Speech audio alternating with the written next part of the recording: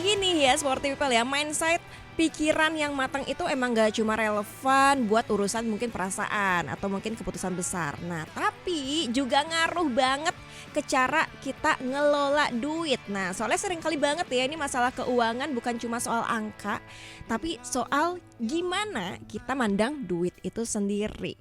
Nah jadi hari ini kita bakal ngobrol santai soal gimana sih mindset ini bisa ngebentuk kebiasaan finansial kita ya. Mulai gimana cara kita belanja, nabung, investasi, sampai ngatur tujuan hidup. Dan sekarang kita udah barengan sama Bapak Agus Heli. Halo, selamat Halo. pagi menjelang siang Gisel. Pagi menjelang siang Waktunya Bapak Agus ngopi Heli. kita ya. Betul ya, selamat datang lagi di Ngopi Pintar Pak Agus. Thank you Gisel. Saya sudah merindukan Bapak loh. Maksudnya ilmunya Bapak ya. Karena kemarin kita gak sempat ketemu lagi ya Pak Agus ya. Betul. Karena saya absen. Iya. Jadi saya hari ini happy banget sudah bisa menyambut Pak Agus Heli lagi. Dan ini topiknya lumayan sangat relate ya Pak Agus ya. Saya suka bridgingnya tadi. Oke. Tentang bagaimana apa tadi? Mindset ya. Iya, mindset, pikiran yang matang ya. Pikiran yang matang. Oke. Karena benar Pak Agus, karena kan pikiran yang matang itu nggak cuma melulu ya soal gimana kita untuk mengambil keputusan, Yes. ya kan. Tapi gimana juga kita caranya untuk melihat duit, karena kan duit juga ya menjadi apa ya, salah satu keputusan yang besar ya dalam hidup kita. Setuju. Gitu kan ya. Apalagi berdampingan dengan kebiasaan kita sehari-hari, kita butuh banget duit ya kan Pak Agus ya. Oke, nah hari ini kita bakal ngobrolin itu Pak Agus, apalagi di era digital zaman sekarang banyak banget nih ada tren-tren yang mulai ada gitu kan ya, dan pastinya tuh ada yang namanya FOMO-FOMOan tuh.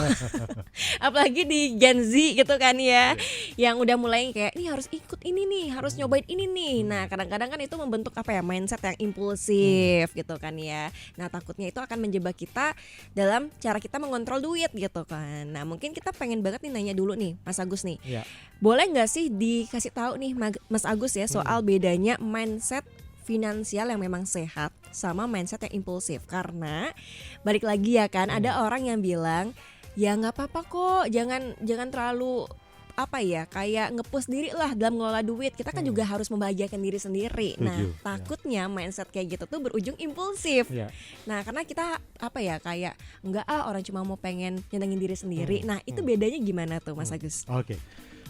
Bridgingnya keren banget Gisel. Openingnya sangat bagus. Kita bahas yang pertama, mindset untuk yang benar tentang keuangan ya. Yes. Ya oke, kalau kita bicara tentang mindset, kita melihat uang itu hanyalah sebagai alat. Oke. Sebagai benda yang tidak punya feeling. Uang itu tidak punya perasaan. Oke. Yang punya itu adalah kita manusianya. Oke. Nah itu yang harus dipahamin. Jadi uang dalam hal ini adalah hanya sebuah alat. Sebuah alat. Sehingga kita berpikirnya adalah lebih kepada dari angle alat ini, uang ini tujuan saya apa. Oke. Biasanya kalau kita sudah berpikir ke sana, cara berpikir kita itu long term, jangka panjang.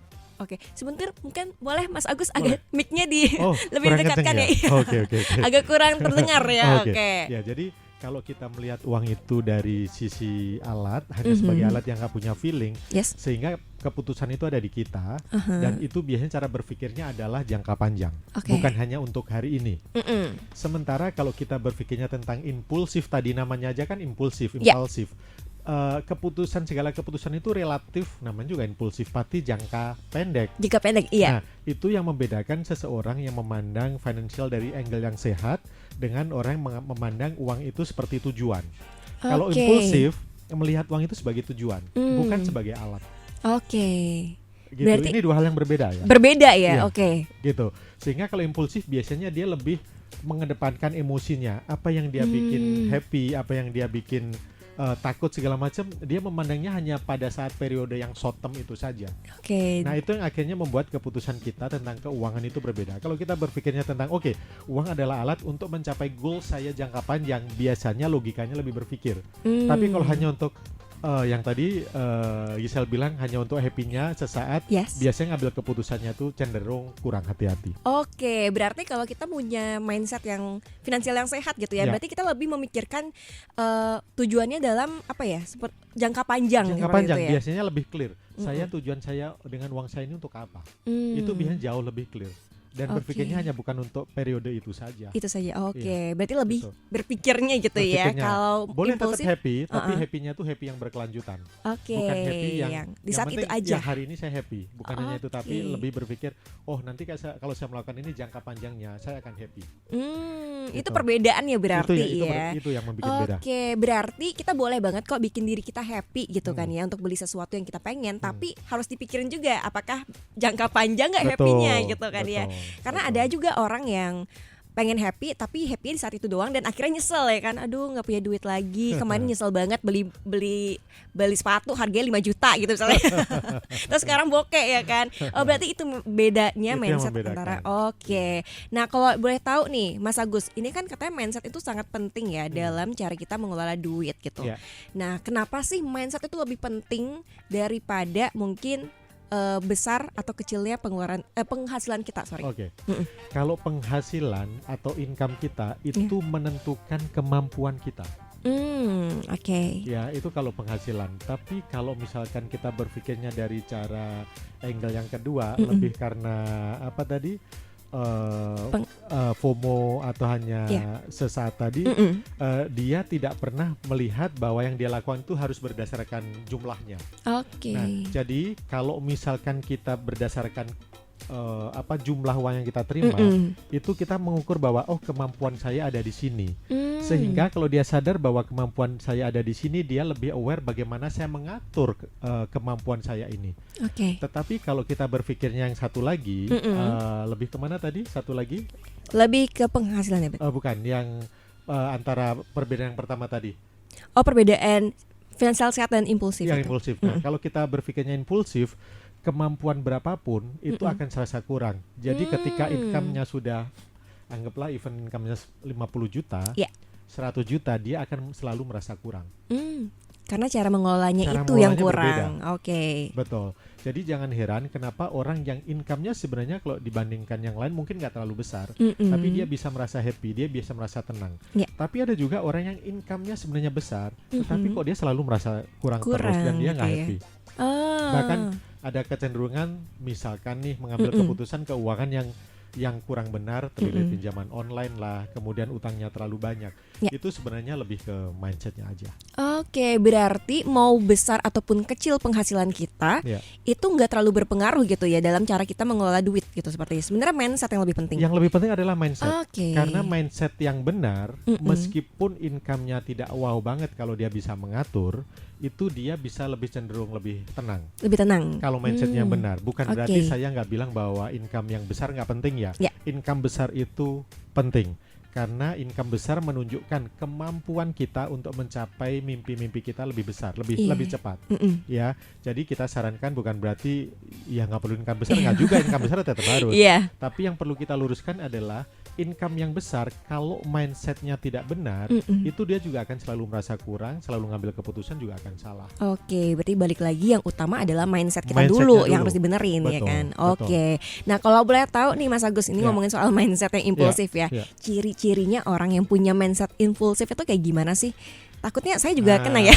Oke, yuk Sporty People kita Coba deh. sama-sama refleksi pada diri kita ya. Coba Mm-mm. kita lihat selama ini income saya, teman-teman melihatnya seperti apakah memang low banget atau di middle atau sebenarnya udah tinggi. Nah, kita Oke. pengen tahu ciri-ciri sebenarnya mindset saya udah benar atau belum. Satu, coba dilihat jumlah tabungan saya seberapa. Oke. Kalau saya merasa income saya besar atau Mhm. cukup, tapi sebenarnya nggak punya tabungan, nah berarti udah ada yang salah. Oke. Ya, itu yang pertama. Mm-mm. Kemudian yang kedua, ketika saya ngambil keputusan keuangan, itu berdasarkan FOMO atau enggak? Hanya berdasarkan untuk memenuhi, yang penting saya happy, saya Ya. pengen healing, pengen Ya. memenuhi semua yang harus mengikuti tren. Apakah saya berpikirnya segitu atau saya berpikir untuk jangka panjang? Jangka panjang contohnya kalau punya anak menyisihkan dana untuk pendidikan. Ya. Kalau sadar bahwa sudah mau mendekatin pensiun 10-20 tahun lagi, sudah mulai berpikir cara pensiun saya seperti apa. Betul. Kemudian lihat kira-kira saya bekerja sampai sekarang, aset saya sudah seberapa, aset apa yang sudah saya punyai. Oke. Dari situ sebenarnya kelihatan sebenarnya mindset kita ini udah benar atau belum. Kemudian Oke. apakah saya terlilit, bukan terlilit mungkin, apakah utang saya entah kartu kredit, entah pinjol, Mm-mm. entah utang yang lain itu menumpuk atau enggak Ah. gitu.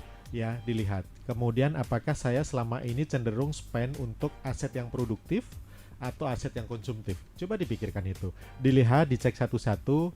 Nah, kalau tadi Giselle bertanya, saya kira-kira masuk yang mana? Giselle kira-kira melihatnya gimana Giselle? Dari pertanyaan saya tadi Giselle. Ini lebih menguji ya sekarang ya. Berarti saya yang diuji nih ya. Kalau saya gimana ya Pak Agus ya? Saya lebih ke dibilang kalau konsumtif sih enggak. Iya. Tapi saya punya mindset yang pelit yang kayaknya ya. Jujur, kayak mau pengen beli sesuatu harus tunda-tunda dulu. Cuman kadang-kadang ya sebenarnya ada tabungannya ada, cuman nggak happy. Itu juga salah ya Mas Agus ya. Ya, gini. Ada beda kalau kisah. untuk anak-anak usia muda, saya bisa paham sih di satu sisi masih berjuang dengan income-nya. Iya. Ya, sehingga harus sebenarnya ini bagus, momen yang bagus untuk melatih mindset kita, melatih ego kita, melatih termasuk mental kita. Satu, untuk menahan sesuatu yang sebenarnya mungkin saya belum mampu untuk tidak dipaksakan. Betul. Ya. Kalau Giselle tadi bilang apakah saya terlalu pelit, coba ditanya, Giselle lebih ke hemat atau pelit? Ya, hemat dan pelit itu sesuatu yang berbeda. Kalau Giselle merasa bahwa saya menundanya dan saya nggak apa-apa karena memang itu hanya keinginan, menurut saya nggak apa-apa. Tapi kalau Giselle merasa bahwa saya nggak happy nih dengan apa yang saya lakukan terhadap diri sendiri, berarti ada yang salah. Kalau Giselle melakukan hematnya dengan penuh kesadaran dan tidak mengorbankan sesuatu yang memang harusnya dilakukan. Contoh nih, jangan sampai untuk makan kemudian Giselle sampai sakit menahan. Nah, kalau misalkan sampai nggak happy ya jangan juga. Agak amit-amit ya gitu ya. Jadi kalau untuk usia muda di satu sisi melatih habitnya, yang kedua pelan-pelan melatih income-nya supaya lebih besar gitu. Jadi kalau misalkan income-nya masih belum terlalu besar, nggak apa-apa. Memang ada periode anak-anak muda tuh harus dalam tanda kutip prihatin belajar dulu. Tapi by the time kan nanti pelan-pelan income-nya juga naik. Yang penting diingat adalah ketika income-nya naik bukan berarti semua gaya hidup kita harus mengikuti semuanya. Gaya hidup naik harus dan wajar, tapi maksudnya gini, harus tetapi dalam kondisi yang wajar saja. Jangan melebihin kenaikannya. Misalkan nih income-nya naiknya 10, lifestyle-nya naiknya 20%. Waduh. Gitu. Iya. Berarti emang harus dikontrol juga ya. Dikontrol tetap ada.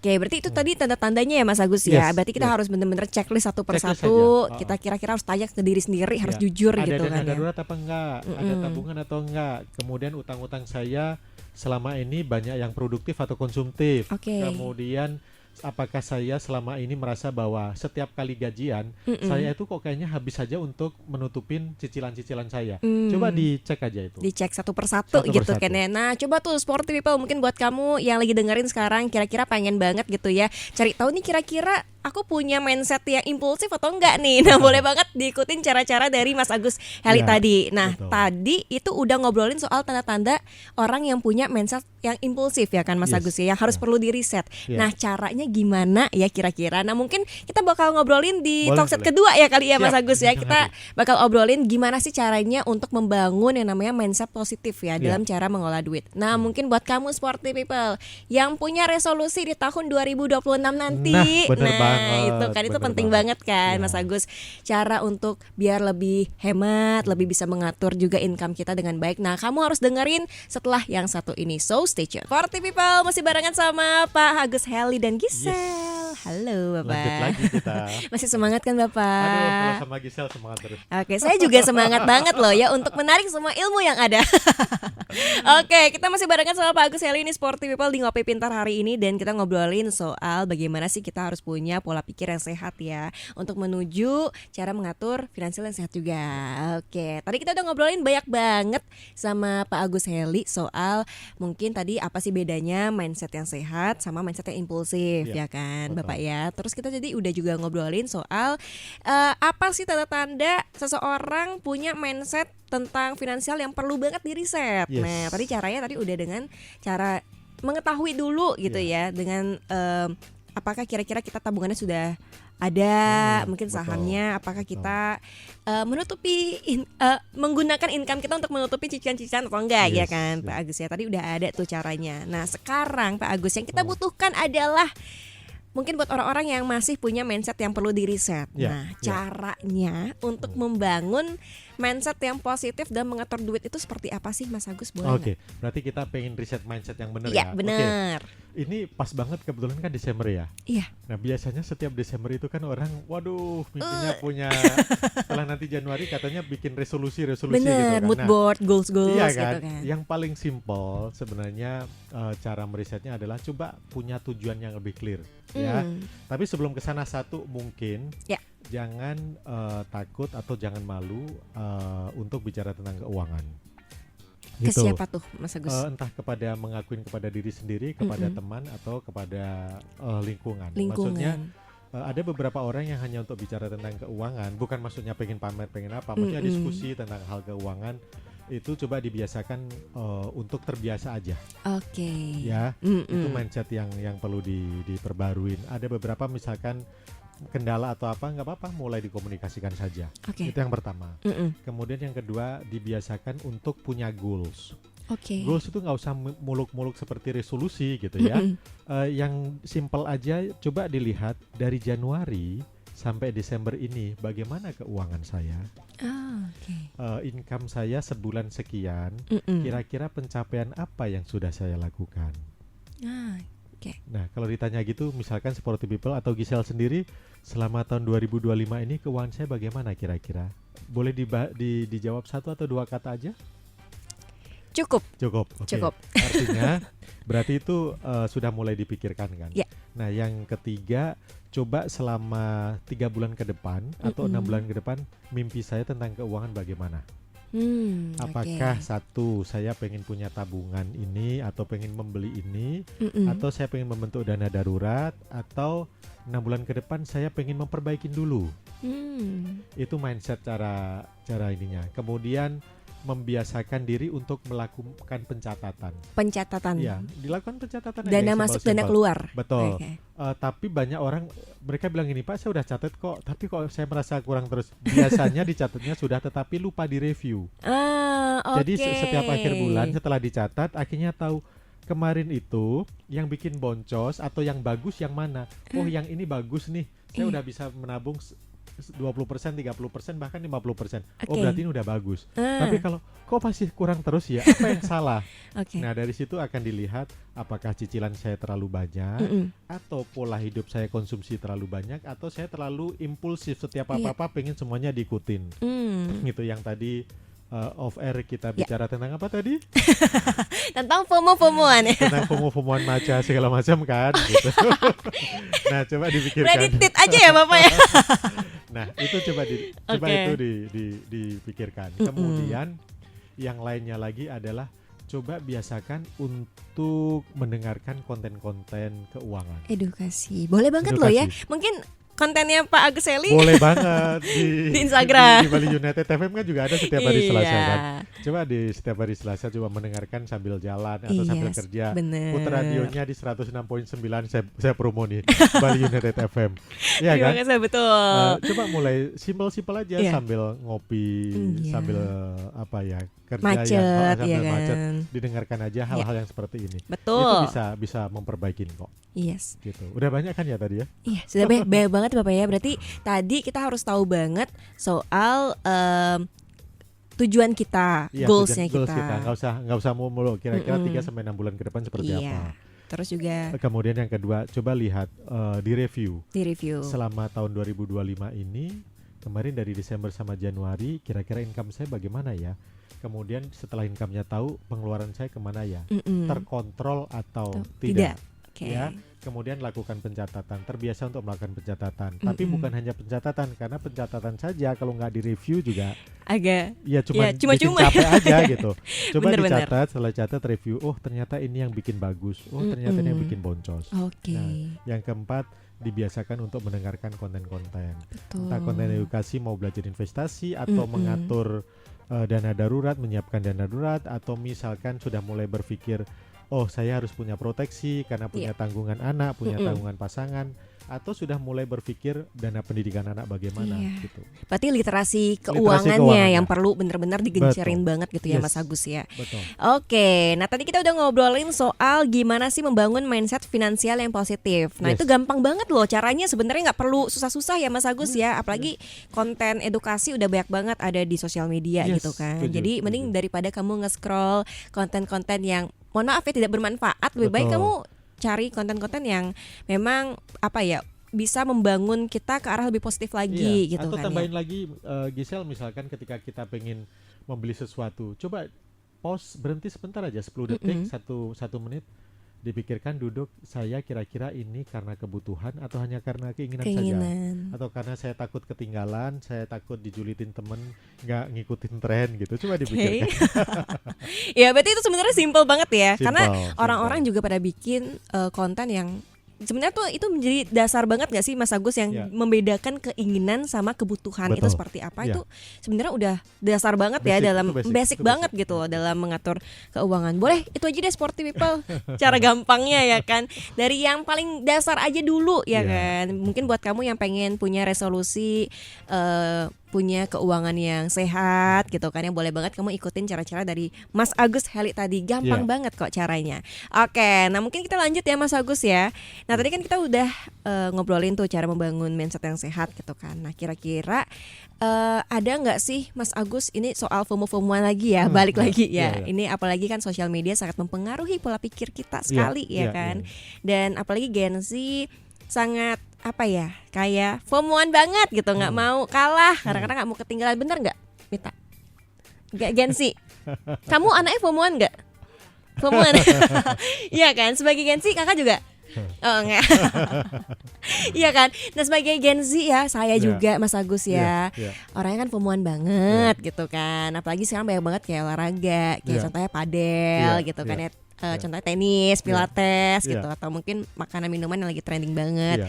Nah kira-kira ada nggak sih kaitannya mungkin sosial media, pengaruh sosial media itu sama cara kita ngolah duit? Oke, ini dua hal yang berbeda. Satu sosial media, kedua adalah FOMO. Dan hubungannya dengan bagaimana kita mengelola keuangan. Betul. Oke, yuk kita lihat pada diri sendiri, Gisel, saya, Sporty People. Ketika kita bicara sosial media, apa goals Anda ketika pengen mempunyai sosial media? Mencari yang basic ya, mencari informasi. Yes, mungkin? Salah satunya.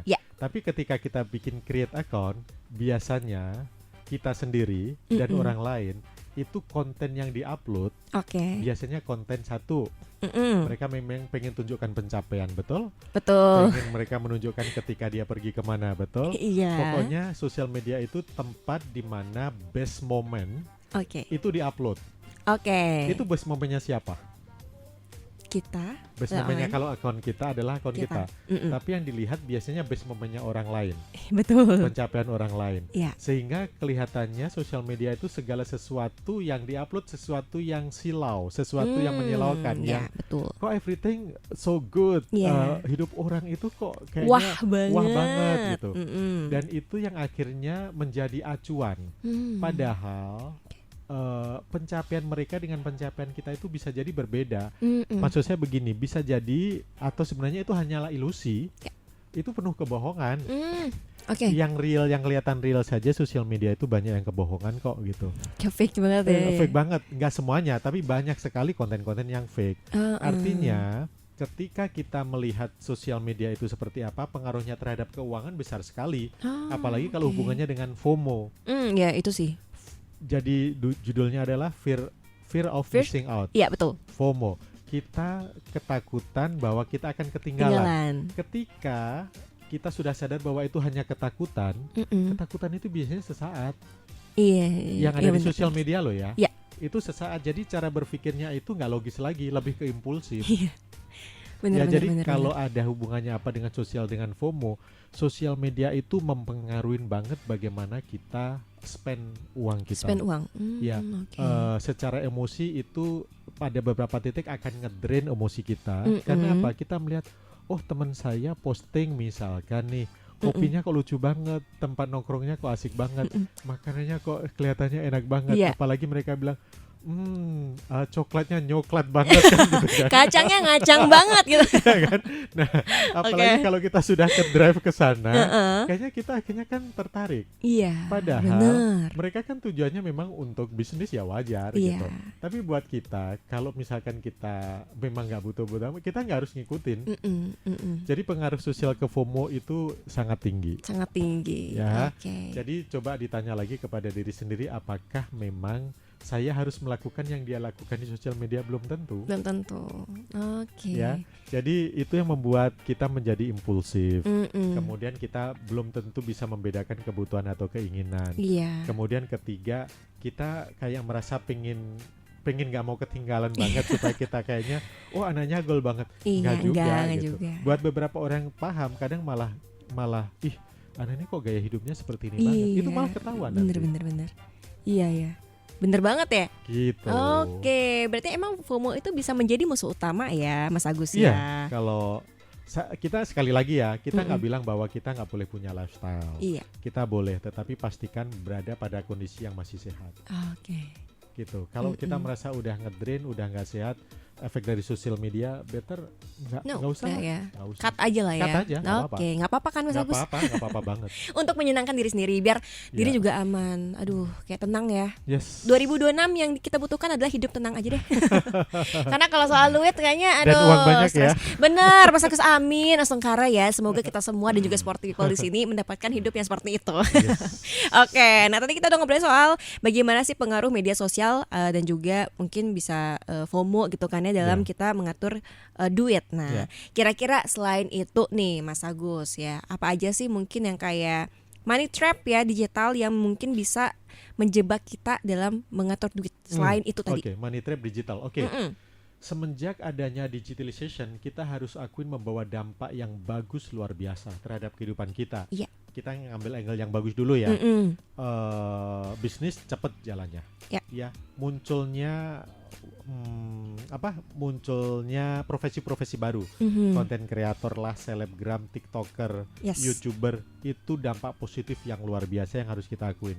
Dampaknya ke bisnis juga sangat bagus ya, termasuk kita bikin podcast ini karena kita pengen memberikan informasi itu cepet banget nyampe. Sisi edukasi cepet banget nyampe. Ya, sisi positifnya. Tapi digital kalau nggak hati-hati, di dalamnya banyak yang disampaikan oleh Giselle, banyak trapnya. Iya, jebakannya. Satu, konten-konten investasi yang viral ternyata investasi bodong. Ya. Kemudian yang kedua, banyaknya aplikasi yang kita kalau perlu dana tinggal nge-switch, tinggal agree, tiba-tiba masuk rekening kita. Wah, ada namanya online. Iya. Online pinjaman online. Iya, pinjol. Ada juga seperti fasilitas pay later yang dulu kalau kita belanja, sekarang belanja baju pun ternyata boleh dicicil ya gitu. Iya kan? Benar. Kalau zaman dulu belanja baju kayaknya malu deh kalau dicicil gitu. Iya. Iya kan? Dan yang lebih parah, untuk misalkan belanja makan, belanja minum pakai kartu kredit segala macam. Iya, siapa gitu kan? Kebutuhan. Iya kan? Iya. Apalagi misalkan contoh nih, waduh saya pengen ngajak teman-teman party karena saya ulang tahun, kemudian dananya sebenarnya nggak ada, ya udah deh pay later aja gitu. Wah, itu kacau sih. Itu kacau banget. Itu kan jebakan-jebakan yang sebenarnya ada. Bener. Nah, pesannya adalah buat sporty people, Gen Z, milenial gitu ya, hati-hati dengan aplikasi-aplikasi yang ada di digital itu tadi. Iya, benar-benar. Banyak banget sekarang ya Mas Agus ya. Dan jangan silau sama yang namanya influencer. Betul. Influencer juga banyak yang terbukti bahwa ketika mereka mempromosikan sesuatu ternyata belum tentu benar kok. Iya. Banyak jebakannya ternyata di dalam penuh penipuan. Iya. Yang udah masuk penjara kan juga ada. Yang waktu itu invest di sini semuanya all in masukin, ternyata iya kan. Jadi jangan silau gitu, jangan hal yang seperti itu. Iya, karena giliran Giselle bawain acara seperti ini nggak viral.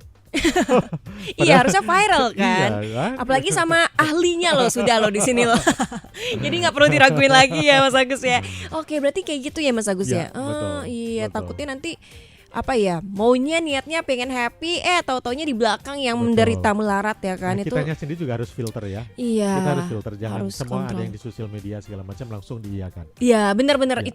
itu bener harus diperbaiki banget sih mindset yang kayak gitu ya. Belum tentu baru ada orang yang ngomong A, yang ngomong B itu harus kita percaya, harus kita benar-benar lakuin ke diri kita. Itu juga harus dipilah-pilah ya. Seperti itu ya Mas Agus ya. Oke, nah tadi kita udah ngobrolin soal money trap digital nih yang bener-bener banyak banget ya sekarang ya Mas Agus ya, di era sekarang yang sering banget menjebak. Nah mungkin sekarang kita bakal ngobrolin nih gimana caranya mungkin buat menghindari pengaruh konsumtif dari lingkungan digital. Nah tapi kita kayaknya ngobrolin ntar lagi ya Mas Agus ya. Break dulu. Okay, Kita break dulu kali Siap. ya. Tadi kita udah ngobrol banyak banget. Mungkin setelah ini kita bakal ngobrolin soal growth mindset juga dalam keuangan itu bakal seperti apa, dan mungkin cara mengubah pola pikirnya biar kita nggak konsumtif di era digital sekarang ya Mas Agus ya. Sebentar lagi kita bakal ngobrolin. So buat kamu sport people yang pengen dengerin, jangan kemana-mana, stay tune terus di Starting Eleven. Lanjut kita Gisel. Oke, ini di sesi terakhir ya Mas Agus ya. Siap. Tadi kita udah banyak banget ngobrolin dari mindset finansial yang sehat, terus juga bagaimana caranya untuk kita membangun mindset tersebut. Terus juga banyak banget ya kita ngobrolin soal bagaimana sih cara kita biar tidak terjebak gitu kan ya tadi ya, dengan banyak sekali lah pokoknya gangguan-gangguan. Termasuk flash sale 11, 11, 12, hati-hati loh itu jebakan juga. Nih boleh banget tuh Mas Agus, gimana sih caranya biar kita bener-bener ya terhindar banget dari yang namanya godaan-godaan seperti itu, karena banyak banget. Iya. Karena sosial media tuh kayak ada aja gebrakannya, udah flash sale inilah, belum lagi ada tren-tren yang baru lah. Nah itu gimana Mas Agus, boleh banget dong dikasih tahu ya. Iya, itu tadi yang kita bilang sosial media atau teknologi itu ngebantu banget untuk bisnis ya. Nah, menurut saya wajar mereka memanfaatkan ada promo segala macam dalam bisnis, itu wajar banget. Nah, kalau hubungannya dengan kita, bagaimana kita ngambil keputusan, itu kontrolnya ada di diri kita. Contoh, ada yang namanya 11-11, 12-12, nanti ada 1-1 kan gitu ya. Iya, angka kembar angka itu kembar ya. Itu sebenarnya itu juga kalau kita nggak hati-hati itu juga jebakan sih. Jadi selain ada pinjol, kemudian pay letter, di dalamnya jangan lupa ada games-games yang kira-kira sebenarnya itu kelihatannya games, ternyata harus naruh uang segala macam. Itu juga trap-trap juga. Iya, benar. Itu juga jebakan. Termasuk salah satunya adalah promo-promo. Itu juga banyak jebakan, seolah-olah kalau Anda beli misalkan 2 biji, Anda akan bisa menabung atau hemat 60%. Padahal seolah-olah oh iya ya, kalau saya beli 2 ternyata saya bisa lebih untung nih. Padahal kalau kita nggak beli sama sekali, kita juga nggak harus mengeluarkan lebih untung lagi. Ngerti gak sih? Iya. Karena kalau kita belinya 2 katanya untung 60%, tetap mengeluarkan uang nggak? Betul Tapi banget. kalau kita ngambil keputusan karena memang sebenarnya kita nggak butuh barang itu, ya kita lebih safe lagi gitu loh. Jadi nggak semua yang diskon itu harus kita ikutin. Betul, karena belum tentu juga akan kepake terus kan. Jadi ditanyakan lagi sebelum beli, emang iya ya saya butuh barang ini atau hanya karena emosi lucu, kayaknya saya kalau punya ini lucu dan saya happy, apakah cuman karena itu? Mumpung di diskon, mumpung diskon, gitu. buy one get berapa gitu kan. Itu trap-trap jebakan-jebakan yang harusnya kita bisa kontrol. Berarti kita juga harus lebih wise ya, Yes. walaupun itu agak menggoda tapi harus lebih bijak juga. Betul. Berarti kayak gitu ya Mas Agus ya, untuk menghindari pengaruh konsumtif gitu kan. Nah, tadi kita udah ngobrolin soal itu nih Mas Agus. Nah, sekarang kita pengen ngobrolin soal growth mindset ya di dalam keuangan. Katanya itu penting banget nih. Tapi kalau boleh tahu apa sih itu growth mindset Mas Agus, bedanya? Gini, kalau growth mindset itu melatih, misalkan contoh, ketika kita punya uang, kita berpikirnya bukan saya dengan uang ini pengen beli apa. Tetapi cara berpikirnya, kalau saya punya uang ini kira-kira akan membawa manfaat apa. Beda ya. Beda ya? Iya. Iya kan? Iya. Saya pengen beli apa dan dengan uang ini kira-kira akan membawa manfaat apa. Itu yang harus dibedakan. Balik lagi ke tujuan. Karena ke pondasinya. Ya, kalau kita mempunyai growth mindset tentang keuangan, kita berpikirnya sekali lagi lebih ke jangka panjang. Efek kebaikannya apa? Tapi kalau kita fix mindset, kita berpikirnya hanyalah saya dengan uang ini saya pengen belanja apa yang bikin saya happy, tetapi nggak berpikir bahwa itu happy-nya untuk jangka panjang. Ya, jangka pendek doang gitu kan. Jadi lebih ke impulsif. Kalau growth mindset, cara berpikirnya ketika sebelum membelanjakan uang, dia sudah dianalisa, dia sudah lebih, kalau bahasanya analisa kayaknya berat banget ya. Dia sudah dipikirkan lah kira-kira dampaknya apa. Berarti sangat punya mindset yang sangat bertumbuh lah ya, gitu kan. Apalagi untuk jangka panjang gitu, enggak yang cuman yang kayak enggak harus ini gitu. Berarti penting banget ya punya growth mindset ya Mas Agus ya dalam mengatur keuangan ini penting ya. Banget, ya. Nah mungkin lanjut lagi Mas Agus, ini gimana sih mungkin caranya ya, ini juga penting banget kita mengubah perilaku kita yang konsumtif nih menjadi yang produktif. Oke. Itu penting banget. Sebenarnya bagaimana kita mengubahnya itu adalah mulai dari kebiasaan-kebiasaan yang kecil aja. Contohnya tuh Contoh apa nih, Mas Agus? misalkan kita membiasakan untuk supaya menjadi dari konsumtif menjadi produktif ya. Kita lihat kalau saya membeli barang ini nanti akan menjadi aset Iya. atau hanya sebenarnya akan menjadi beban saja. Oke. Contoh ketika membeli aset, contoh nih saya belanja misalkan buku. Buku kan sesuatu yang bagus untuk mengubah mindset kita. Betul. Dibandingkan misalkan saya belanjanya demi koleksi tas misalkan. Jangka panjangnya tas itu kalau menumpuk emang, coba kita lihat di lemari kita sudah berapa banyak sih tas atau sepatu atau apa gitu. Coba dicek apakah itu membawa dampak yang luar biasa. Kecuali misalkan memang kita berada pada posisi profesi yang harus tampil sering menghasilkan uang, kita harus nge-MC, kita harus nyanyi atau apa, memang itu diperlukan. Tetapi kan nggak semua orang kesana gitu ya. Kemudian nih coba diubah, misalkan saya pengen mengumpulkan dalam 6 bulan ke depan, saya pengen punya sejumlah uang, misalkan gajinya masih di UMR, gimana ya selama 6 bulan ke depan saya punya 10 juta. Atau gajinya yang lebih tinggi, gimana supaya selama 1 tahun ke depan saya punya 100 juta. Jadi mindsetnya yang dilatih. Kemudian bagaimana saya supaya terbiasa untuk mereview bulan ini saya kemana saja uang saya. Atau terbiasa membikin, saya bikin 3 list dalam tahun 2026 ke depan, apa yang pengen saya capai. 3 saja, nggak usah sampai 10. 2 atau 3 cukup. Saya pengen sesuatu apa dengan keuangan saya. Contoh, saya pengen cicilan saya menjadi 0. Contoh kartu kreditnya ada. Itu juga goals ya sebenarnya. Itu juga goals. Bagaimana mengubah mindset yang biasa konsumtif, impulsif menjadi growth mindset yang udah lebih tertata. Itu nggak apa-apa ya sebenarnya. Nggak apa-apa banget. Itu malah hal kecil gitu sebenarnya, kayak hal kecil tetapi justru berimpact. Bagaimana bener. cicilan saya dari misalkan sekarang menjadi 0 sama sekali. Itu juga penting banget. Itu penting banget. Jadi bagaimana saya mengedepankan bukan gengsi, tetapi fokus ke tujuan. Tapi fokusnya bukan ke gengsinya. Betul sekali, setuju. Mungkin ada lagi Mas Agus? Itu dulu saja. Sudah banyak itu. Sudah banyak banget ya. Tadi kita udah ngobrol banyak banget nih Mas Agus, apalagi sekarang sudah gak kerasa ya, hampir jam 12 aja. Jujur, Ngopi Pintar boleh dipanjangin gak ya durasinya, tolong? Kita nanya sama Mas Yugi dan Rufin ya. Boleh, saya request mau ya 3 jam, saya juga gak apa-apa kok. Kalau 3 jam nanti saya yang ini. Oke, terakhir deh Mas Agus nih, mungkin buat sporty people yang lagi dengerin gitu ya. Boleh gak dikasih terakhir deh closing statementnya dari Mas Agus nih, mungkin buat sporty people yang punya resolusi untuk mengelola dan punya mindset yang positif di tahun 2026 itu seperti apa? Boleh. Pesennya gini teman-teman, keuangan. Kita ngelihat uang itu adalah alat. Ya, uang itu bukan tujuan. Ya, jadi ketika kita punya alatnya, cara berpikirnya adalah bagaimana kita dari mindset, karena mindset itu pondasi. Kita melihat mindset kita tanamkan uang itu hanyalah alat untuk memenuhi kebutuhan-kebutuhan atau mimpi-mimpi saya. Jadi bukan uang yang menjadi goalsnya.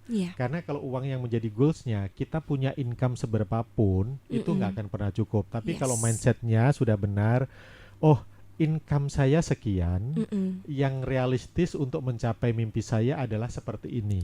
Gaya hidup saya seperti ini. Jadi setiap kali ngambil keputusan itu bukan berdasarkan impulsif, tetapi berdasarkan pemikiran yang memang yang sudah seharusnya. Gitu. Jadi penutupnya kurang lebih seperti itu, Gisel ya. Berarti memang harus mindsetnya yang harus dibenerin dulu, karena mindset itu adalah pondasi. Betul sekali. Wow, terima kasih Mas Agus. Hari ini sangat luar biasa sekali ilmunya, ilmu barunya ya. Walaupun ini sebenarnya hal-hal basic, tapi ini sangat penting banget, apalagi soal mindset ya kan Mas Agus ya sekarang, karena banyak banget godaan, apalagi ada sosial media itu. Terima kasih banyak Mas Agus. Kita ketemu di Ngopi Pintar berikutnya. Betul ya, nanti kita bakal ngobrol-ngobrol lagi soal finansial bersama Pak Agus Ali. Nanti kalau misalkan ada yang mau bertanya boleh banget di Instagramnya. Di Instagram saya Agus Heli, Helinya Hotel Echo London pakai double L dan pakai huruf Y. Dan jangan lupa juga follow YouTube-nya Lintar Financial. Kita ketemu lagi di Ngopi Pintar selanjutnya. Panas kopinya. Adem keuangannya. Terima kasih Mas Agus. Thank you Gisel. Terima kasih Sporty People. Ketemu lagi nanti ya. Bye.